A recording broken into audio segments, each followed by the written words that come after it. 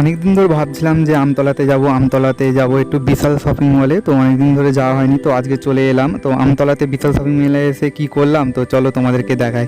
তো প্রথমে আমতলার বিশাল শপিং মলের দিকে চলে যাচ্ছি। তো এটা মাটির নিচে সাধারণত, তো মাটির নিচে বলতে বেশিটা মাটির নিচে না, তো একটুখানি। তো ভেতরে ঢুকে দেখছি যে একটু ফাঁকা মতোই আছে, কারণ সন্ধ্যে টাইমে সেরকম একটা কাস্টমার আসেনি। তো এখানে হচ্ছে সেরকম একটা কালেকশানও দেখলাম যে সেরকম একটা নেই, পুজোর কোনো কালেকশান নেই। তো আমি চলে এসেছি, কিন্তু আমার তো এখানে জামা প্যান্ট কেনার তো কোনো উদ্দেশ্য ছিল না। তো আমি এখানে অন্য কিছুই কিনতে এসেছিলাম। তো আমি একটা টুথপেস্ট নিয়েছি আর দুটো হানি নিয়েছি। তো আমার এই দুটোই লাগতো, তো সেই কারণে আরও জিনিসপত্র কিছু দেখে নিচ্ছি, যদি কিছু লাগে তাহলে সেগুলো কিনে নেবো। কিন্তু আমার কিছু পছন্দ হলো না, আর কিছু লাগতো না, জাস্ট টুথপেস্টটা দরকার ছিল, এটাই নিলাম আর দুটো হানি নিয়েছি। তো আর তারপর একটু আশেপাশটা খুব ভালোভাবে ঘোরাঘুরি করে নিলাম, আশেপাশটা ভালো করে একটু ঘোরাঘুরি করে নিয়ে তো আমি এবার বিল করে তো বাড়ির দিকে চলে যাব। তো এরকম বিশাল শপিং মলের ভিডিওটা তোমাদের কেমন লাগলো কমেন্ট করে জানাতে পারো। এরকম আরও মিনি ব্লগ দেখার জন্য চ্যানেলকে